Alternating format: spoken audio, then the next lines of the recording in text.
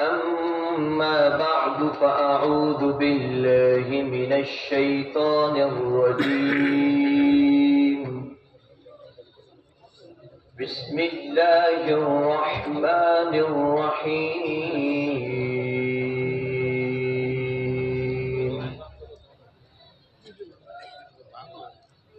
هو الذي أرسل رسوله بالهدى ودين الحق ليظهره على الدين كله وكفى بالله شهيدا.